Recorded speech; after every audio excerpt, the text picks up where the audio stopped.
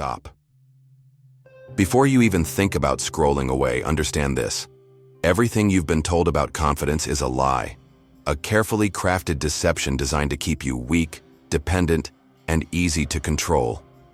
The real confidence code? It's forbidden. It's dark. It's magnetic. And in the next 18 minutes, I'm going to expose it, raw and unfiltered. But here's my warning. Once you see this, there's no going back. You'll spot the manipulation, the power plays, the psychological warfare happening around you every single day. If you're not ready for that level of awareness, leave now. But if you're tired of being a pawn in someone else's game, stay with me. Chapter 1. The Confidence Lie. Let me ask you something.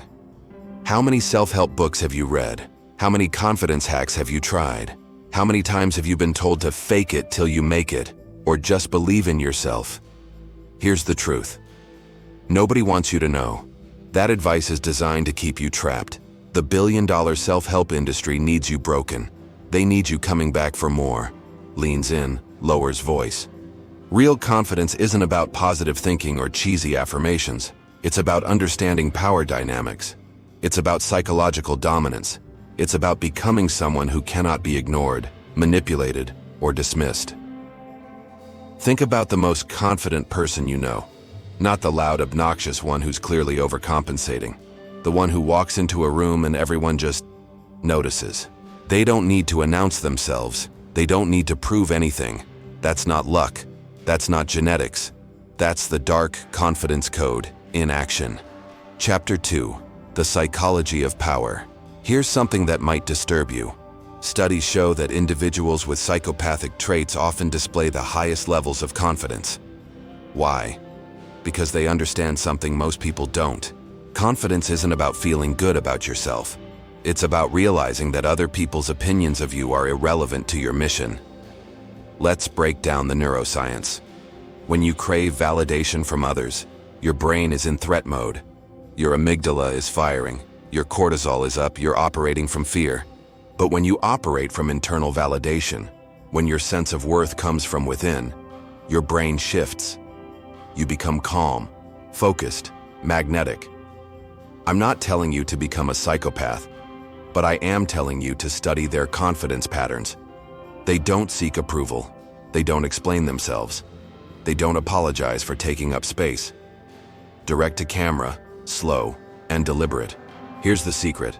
Confidence is not a feeling. It's a decision. Chapter 3. The Forbidden Code Revealed. All right, here it is. The code that elite families have guarded for centuries. The psychological framework that separates rulers from the ruled. There are 5 pillars to dark confidence. Miss any one of these and you'll stay trapped in the matrix of other people's expectations. Pillar 1. Internal validation. Your worth is not determined by likes, approval, or what others think. You become your own source of validation. Pillar 2.